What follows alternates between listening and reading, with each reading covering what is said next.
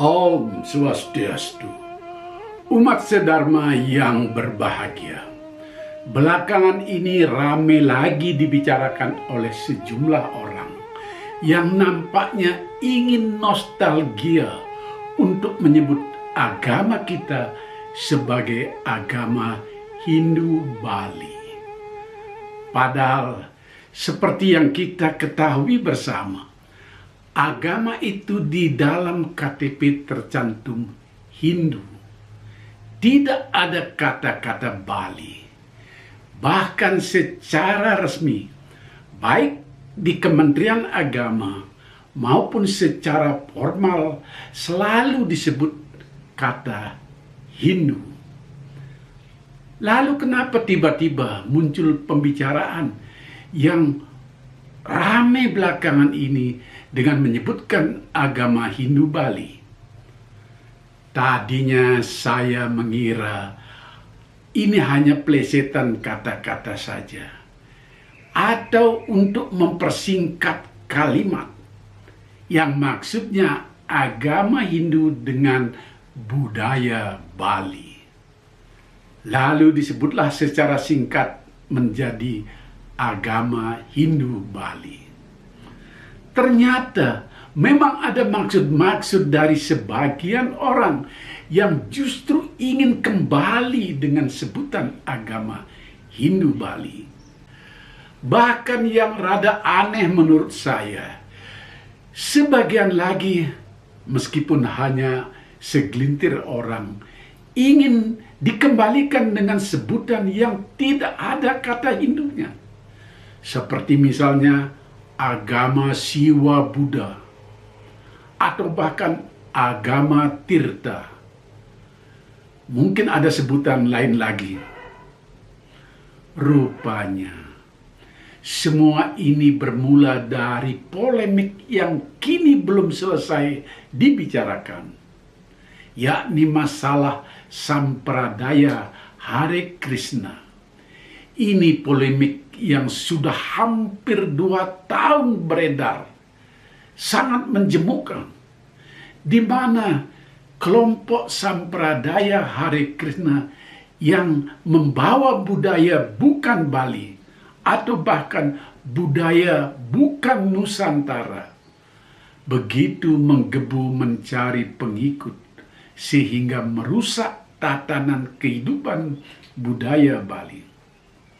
Singkatnya, Hare Krishna dengan budaya yang dibawa dari luar bisa menghancurkan budaya Bali yang justru akarnya dari pengamalan agama.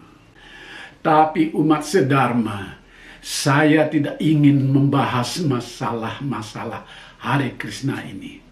Saya tak ingin membahas keyakinan seseorang atau keyakinan sebuah kelompok. Saya hanya ingin mengajak umat sedharma untuk jangan gerasa-gerusu untuk menambahkan lagi agama Hindu yang mulia dan besar ini untuk kita perkecil menjadi Hindu Bali. Sehingga Hindu dengan budaya bukan Bali seperti berada di seberang.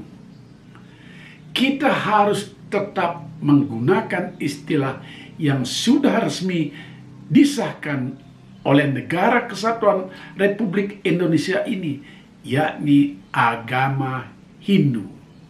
Tidak ada embel-embel apapun dalam tatanan formal. Kalau ada embel-embel kedaerahan, hendaknya sebutannya adalah agama Hindu dengan budaya Bali, agama Hindu dengan budaya Jawa, Hindu dengan budaya Kaharingan, Hindu dengan budaya Toraja, dan seterusnya. Karena agama Hindu adalah agama dengan menyerap budaya lokal. Tidak bisa dipisahkan pengamalan agama Hindu dengan budaya lokal. Karena itu umat sedharma, sepertinya saya merasa perlu untuk menjelaskan bagaimana sejarah agama Hindu bisa diterima di negeri ini. Memang betul, sejak dulu agama yang populer di Bali itu adalah Hindu Bali. Saya masih ingat ketika di sekolah dasar, sekolah rakyat namanya saat itu, jika mengisi formulir selalu menulis di kolom agama HB, lalu di kolom pekerjaan orang tua petani. Dua hal itu yang selalu saya ingat, HB dan petani. Apa itu HB? Ya, singkatan dari Hindu Bali. Ternyata waktu itu apa yang disebut agama Hindu Bali memang belum diterima di negara ini. Kementerian Agama tidak pernah memasukkan nama agama Hindu Bali. Bahkan Hindu Bali itu dianggap kepercayaan lokal, bukan agama. Maka muncullah tokoh Bali yang bernama I Gusti Bagus Sugriwa. Dalam kedudukan beliau sebagai anggota Dewan Pemerintahan Bali, beliau berjuang terus agar agama Hindu Bali diakui secara sah di negeri ini. Perjuangan I Gusti Bagus Sugriwa sangatlah panjang dan sangat luar biasa di zamannya. Perjuangan ini yang menggerakkan pemerintah untuk melakukan langkah lanjutan. Pada suatu hari, 26 Desember 1950, Menteri Agama waktu itu, Kiai Haji Maskur, datang ke Bali dengan tugas mengecek keberadaan agama Hindu Bali. Ada dialog penting antara I Gusti Bagus Sugriwa dengan Kiai Haji Maskur. Saya kebetulan menyimpan dokumennya. Saya bacakan saja dialog antara Sugriwa dengan Maskur itu, sebagaimana yang dikutip koran-koran di Bali pada saat itu. Dialog ini diawali dengan Menteri Maskur bertanya, "Yang saya ketahui, nama agama saudara-saudara ada bermacam-macam, yaitu agama Hindu Bali, agama Tirta, agama Siwa Buddha. Mana yang benar?" Bapak Sugriwa menjawab, "Yang tepat, Hindu Bali." Menteri bertanya lagi, "Saya ingin mendapat penjelasan tentang agama Hindu. Menurut pengetahuan saya, agama Hindu itu memiliki banyak dewa. Misalnya, Dewa Brahma, Dewa Wisnu, Siwa, dan lain-lain. Terhitung politeisme. Karena itu tidak dapat disesuaikan dengan Pancasila, dasar negara kita yang berketuhanan yang Maha Esa." Sugriwa menjawab, "Itu benar, tetapi agama kami warisan dari agama Indonesia purba yang bertuhankan Sang Hyang Tunggal. Disebut juga Sang Hyang Widi, Sang Hyang Wenang, dan lain sebagainya, yaitu monoteisme, bertuhankan Yang Esa. Upakaranya dilengkapi dengan bebali atau sesajen disebut dengan agama Bali." Menteri bertanya lagi, "Kenapa di Pemerajan banyak ada bangunan-bangunan tempat menyembah dewa-dewa?" Saya pernah bertanya kepada seorang pedanda. Beliau mengatakan menyembah banyak dewa. Sugriwa menjawab, "Bangunan-bangunan yang ada di Pemerajan itu adalah tempat berbakti, bukan menyembah kepada betara-betari, roh suci leluhur kami. Kalau sembahyang kepada Tuhan, dibuatkan bangunan darurat dinamai Sanggar Surya atau Sanggar Agung, Duhuring Akasa, Padmasana. Ajaran Indonesia purba setelah menyembah kepada Tuhan Yang Maha Esa, berbakti pula kepada roh suci leluhur yang disebut nenek moyang. Menteri bertanya lagi, tentang sembahyang itu, apakah tiap-tiap hari Kliwon atau Purnama Tilem? Sugriwa menjawab, tiap-tiap hari, 3 kali sehari, dinamai Trisandya, termasuk juga Kliwon dan Purnama Tilem. Menteri bertanya, bagaimana soal Hindunya yang menjadi Hindu di Bali? Sugriwa menjawab, pengertian Hindu di sini adalah Siwa Buddha, Hindu sekte Siwa dan Buddha sekte Mahayana, berpadu dengan agama Bali. Sebab itu dalam kenyataan ada pendeta Siwa, pendeta Buddha, dan pendeta-pendeta Bali yang sangat banyak. Misalnya pemangku kahyangan, empu, dukuh, dan sang guru. Menteri bertanya, kalau begitu bisa diterima. Tetapi nantikan dulu sampai saya selesai keliling di Sunda kecil. Umat sedharma, setelah dialog panjang itu perjuangan Pak Sugriwa belum berakhir. 2 tahun kemudian, tepatnya 10 Oktober 1952, dalam kesempatan berceramah di Denpasar, Menteri Agama Kiai Maskur menyatakan nama agama Hindu Bali ditolak pemerintah. Alasannya, tidak ada peraturan untuk menerima itu. Menteri menyebutkan agama seperti Islam dan Kristen memiliki peraturan itu.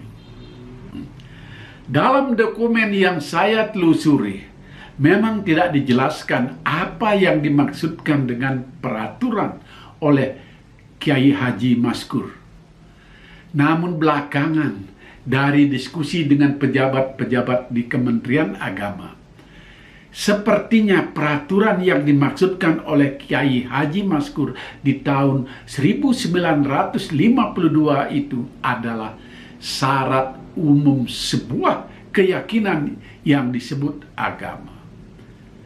Syarat itu berlaku secara internasional, tapi tidak jelas bagaimana asal-usulnya. Apa syarat itu? Agama selain harus bersifat monoteisme, mengakui bertuhan satu, haruslah ajarannya berdasarkan wahyu dari Tuhan Yang Esa itu. Dan wahyu itu ada yang menerimanya, apapun sebutannya, apakah disebut nabi atau nama yang lain. Kemudian wahyu itu berbentuk kitab yang biasa disebut sebagai kitab suci. Dan syarat lain tentu adalah ada pengikutnya. Jadi syarat utama, siapa nabi agama Hindu Bali, apa kitab sucinya, belum dijelaskan kepada Kementerian Agama. Karena itu agama Hindu Bali tidak diterima di Kementerian Agama. Rupanya perjuangan Gusti Bagus Sugriwa mulai didukung oleh kalangan intelektual Bali yang mulai bermunculan. Ajaran Hindu Bali setelah dicari-cari ke berbagai sumber, ternyata ada unsur-unsurnya dari ajaran Hindu yang berkembang di India, bahkan dari ajaran yang sama. Cuma saja karena ajaran itu datang ke Nusantara dengan adaptasi muatan lokal, maka terjadi beberapa perbedaan masalah budaya dan cara ritualnya. namun prinsip sebagai ajaran sumbernya sama. Maka ditemukanlah, atau tepatnya disepakati hal-hal yang prinsip, bahwa agama Hindu Bali punya penerima wahyu, punya kitab suci, dan tentu punya pengikut. Penerima wahyu agama Hindu disebut Maharshi, jadi bukan nabi sebagaimana di agama yang lain. Bahkan Maharshi yang menerima wahyu itu bukan satu orang, tetapi 7 jumlahnya. Siapa beliau? Maharshi Gretsemada, Maharshi Wasista, Maharshi Wamadewa, Maharshi Atri, Maharshi Bharadwaja, Maharshi Wiswamitra, dan Maharshi Kanwa. Kitab sucinya adalah Weda yang terdiri dari 4 bagian utama yang disebut Caturweda. Kemudian kitab Weda yang bertebaran ribuan sloka dan diterima sebagai wahyu dalam rentang waktu yang panjang dikumpulkan oleh Maharshi Vyasa. Dalam pengelompokan ini, Maharshi Vyasa dibantu oleh Maharshi yang lain. Misalnya ada Maharshi Paila membantu mengelompokkan Weda, lalu lahirlah Rigveda dengan 10.552 sloka berupa mantra. Ada Maharshi Vaisampayana membantu mengelompokkan Weda, dan lahirlah kitab Yajurveda yang terdiri dari 1975 mantra. Kemudian ada Maharshi Jaimani membantu mengelompokkan Weda, dan lahirlah kitab Samaveda dengan 1875 mantra. Dan yang terakhir Maharshi Sumantu membantu Maharshi Vyasa mengelompokkan Weda, dan lahirlah kitab Atharva Veda terdiri dari 5.987 sloka berupa mantra. Jadi apa yang sebelumnya dikatakan Menteri Agama Kiai Haji Maskur bahwa Hindu Bali tidak punya peraturan sebagai agama, ternyata punya kitab suci, dan bukan lontar, karena lontar adalah penjabaran atau tafsirnya. Punya penerima wahyu yang dijadikan kitab suci itu, bersifat monoteisme, dan seterusnya. Maka ada delegasi para tokoh Hindu Bali menemui Presiden Soekarno di Istana Tampak Siring pada tahun 1958. Delegasi ini meminta agar agama Hindu Bali diterima di Negara Kesatuan Republik Indonesia dan dimasukkan dalam pembinaan Kementerian Agama, karena semua peraturannya sudah dipunyai. Presiden Soekarno menerima dengan baik permohonan itu. Dan langsung di tahun 1958 itu pula agama Hindu Bali disahkan masuk dalam Kementerian Agama. Gerak cepat pun lantas dilakukan oleh tokoh-tokoh Bali menyambut diresmikannya agama Hindu Bali di Kementerian Agama, meskipun masih dalam tataran pejabat yang rendah saja. Pada 7 Oktober 1958 dilangsungkan pertemuan antara unsur-unsur pemerintah daerah Bali dengan pimpinan organisasi dan tokoh-tokoh Bali. Tokoh seperti Ide Bagus Mantra mulai mendampingi I Gusti Bagus Sugriwa. Pertemuan ini menghasilkan kesepakatan akan ada pertemuan lebih luas untuk membicarakan masalah agama. Dan pertemuan ini berhasil dilangsungkan pada 6 Desember 1958 di Bedugul. Apa hasil pertemuan di Bedugul itu? Akan diselenggarakan Hindu Bali Sabha pada tahun 1959, setahun kemudian setelah pertemuan di Bedugul. Hindu Bali Sabha itu kalau dicarikan padanan saat ini, ya semacam Pesamuan Agung Agama Hindu Bali. Sabha atau Pesamuan Agung ini akhirnya berlangsung di Fakultas Sastra Universitas Airlangga, cabang Denpasar. Begitu namanya dulu, yang sekarang adalah Fakultas Sastra dan Budaya Universitas Udayana. Pada Sabha inilah lahir apa yang disebut dengan Piagam Parisade, berisi 12 butir yang menyangkut bentuk, fungsi, tugas, keanggotaan, dan segala hal yang berkaitan dengan Parisade. Akan panjang sekali kalau saya menjelaskan tentang poin-poin ini. Yang penting adalah Sabha inilah cikal bakal lahirnya organisasi Parisade. Tetapi belum memilih siapa yang duduk di dalamnya. Baru bentuk organisasinya. Dan juga terbentuk panitia persiapan pertemuannya. Lalu kapan memilih orangnya? Kapan ada pertemuan besar itu untuk memilih Parisade? Itu baru terjadi pada hari yang bersejarah, pada pertemuan di Campuan Ubud pada 17 sampai 23 November 1961. Bayangkan, dibutuhkan waktu hampir 2 tahun untuk pekerjaan yang maha berat ini. Bagaimana menyusun Parisade. Inilah yang kemudian terkenal dengan nama Piagam Campuan Ubud dan melahirkan apa yang disebut dengan Parisade Dharma Hindu Bali, Majelis Tertinggi Agama Hindu Bali. Lalu apa setelah itu?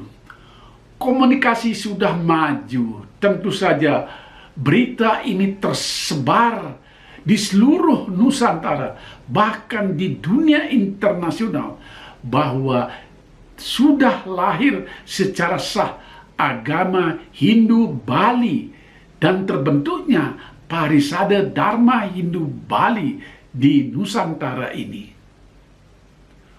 Orang Bali tentu saja bergembira. Tetapi orang luar Bali terus bertanya-tanya, apa benar penamaan itu dengan nama Hindu Bali? Kalau aturan atau syarat atau apapun istilahnya yang dipakai untuk sebuah agama, adanya maharsi penerima wahyu, adanya kitab suci dan seterusnya, bukankah itu untuk agama Hindu dan bukan khusus untuk agama Hindu Bali? Pertanyaan selanjutnya adalah, apakah berhak agama Hindu Bali memonopoli, mengklaim maharsi penerima wahyu itu dan kitab suci Weda itu? Seolah-olah penganut Hindu di luar Bali menjadi terkesampingkan.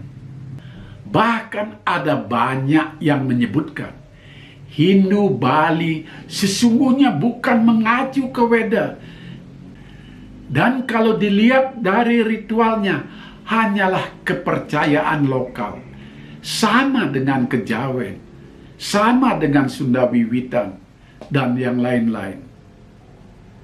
Dirjen Kebudayaan Edi Setiawati di tahun 1970-an, ketika berkunjung ke Pura Besakih, bahkan menyebutkan, Hindu Bali itu adalah kepercayaan lokal masyarakat Bali dan bukan agama. Bayangkan seorang pejabat tinggi mengatakan hal itu. Tentu saja ini menimbulkan diskusi di kalangan banyak orang. Dan untunglah saat itu belum ada media sosial seperti sekarang ini. Bayangkan kalau sudah ada media sosial, pasti penuh dengan pro dan kontra. Memang nama agama Hindu Bali itu tetap menjadi polemik, baik secara diam-diam maupun terbuka di kalangan akademisi dan pemerintah pusat. Pada akhirnya pemimpin dan tokoh-tokoh Hindu Bali menyadari perlunya saling tenggang rasa. Kalau memang mau disebut agama dan sah secara formal, tentu harus benar-benar konsekuen.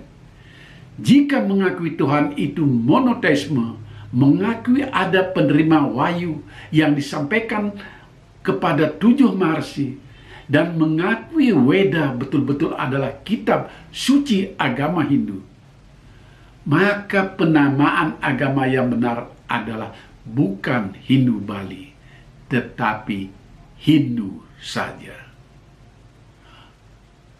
Karena Maharshi penerima wahyu itu jelas ada di India, dan kitab suci Weda pun turun di India, maka jika keduanya diakui oleh orang Bali sebagai tolok ukur beragama, maka memang tidak ada pilihan lain.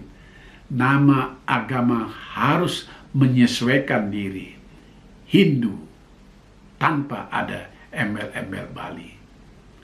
Sedangkan ritual sebagai pengamalan ajaran agama tetap dan memang harus berbudaya Bali, karena ini tidak menyimpang dari Weda. Bahkan para pendeta kemudian justru memakai mantra-mantra dalam kitab Weda, terutama Atharva Weda, untuk keperluan ritualnya. Jadi kemudian dipikirkan oleh tokoh-tokoh Bali, memang yang tepat adalah agama Hindu dengan budaya Bali, bukan agama Hindu Bali. Dengan penamaan ini maka penganut kejawen, penganut keharingan bisa pula menyebutkan agamanya Hindu dengan budaya masing-masing. Dan memang itulah yang terjadi. Kebesaran jiwa tokoh-tokoh Bali, tokoh seperti I Gusti Bagus Sugriwa, tokoh seperti Ide Bagus Mantra, nama resmi agama secara nasional dan berlaku di seluruh Nusantara adalah agama Hindu, tidak lagi memakai embel-embel Bali. Sehingga tidak ada pula embel-embel Jawa, embel-embel keharingan, Karo, dan sebagainya. Parisade Dharma Hindu Bali berubah menjadi Parisade Hindu Dharma Indonesia. Urusan yang mengayomi agama Hindu Bali, begitu namanya sebelumnya, yang hanya pejabat rendahan di Kementerian Agama, ditingkatkan menjadi Direktorat Jenderal Eselon 1, tapi dengan nama agama Hindu. Embel-embel Balinya dihilangkan. Namun karena masih dianggap pengikutnya kecil secara nasional, Direktorat Jenderal ini digabungkan dengan agama Buddha dengan nama Direktorat Jenderal Bimbingan Agama Hindu dan Buddha. Dan itu baru terjadi di tahun 1967 berdasarkan keputusan Presiden Soeharto. Dalam sejarahnya kemudian, pada tahun 2006 terjadi pemekaran dan umat Buddha punya dirjen tersendiri. Jadi ada Dirjen Bimas Hindu dan ada Dirjen Bimas Buddha. Betul-betul sebuah sejarah yang panjang. Nah, demikian umat sedharma. Selintas saya memberi penjelasan kenapa agama yang kita anut saat ini bukan agama Hindu Bali. Ini kalau kita berbicara yang formal. Apa risikonya kalau kita kembali memformalkan nama agama Hindu Bali? Akan kembali muncul pertanyaan, apa benar agama Hindu Bali punya penerima wahyu? Apa benar agama Hindu Bali punya kitab suci? Apa benar agama Hindu Bali monoteisme? Dan orang akan terus menggugat hal itu. Apa landasannya Hindu Bali menyebut Weda sebagai kitab sucinya, menyebut Saptarsi sebagai penerima wahyunya? Akan terjadi polemik yang berkepanjangan, dan ini tentu saja merusak cara-cara kita dalam menjalankan ritual keagamaan. Soalnya kita hidup di negara di mana agama masih menjadi pembinaan pemerintah. Bukan di negara sekuler di mana pemerintah tidak mengurusi agama. Jadi kita memang harus tunduk pada kesepakatan atau peraturan internasional tentang agama-agama. Lagi pula, dengan hanya menyebut Hindu saja, maka kita merasa terus bersahabat dengan penganut Hindu di daerah lain. Kalau sebutan Hindu Bali yang diformalkan saja harus kita cegah, apalagi dengan nostalgia menyebut agama Siwa Buddha. Wah, akan repot kita menjawab, siapa nabi atau maharsi penerima wahyu Siwa Buddha itu? Apa kitab suci Siwa Buddha itu? Repot memang. Karena itu mari kita tidak usah memakai nama Hindu Bali. Juga jangan bermimpi memakai nama Siwa Buddha kembali. Perjuangan I Gusti Bagus Sugriwa sudah luar biasa, dan pantas nama beliau diabadikan sebagai nama Universitas Hindu negeri yang pertama di Indonesia. Namun jangan salah paham umat sedharma.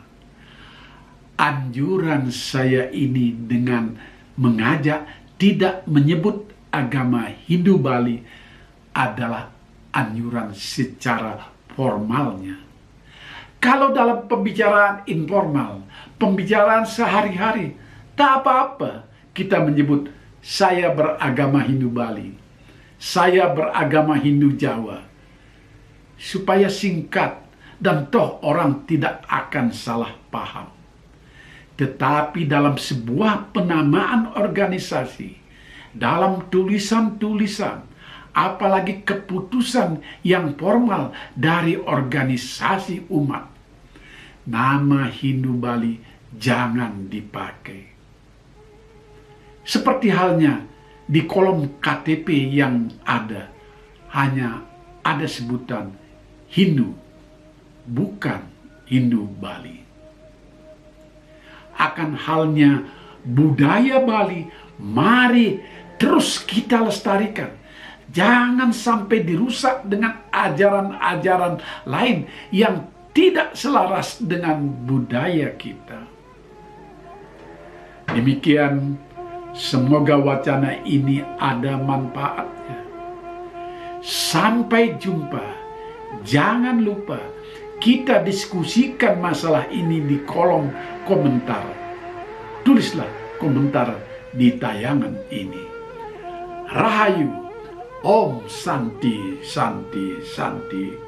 Om.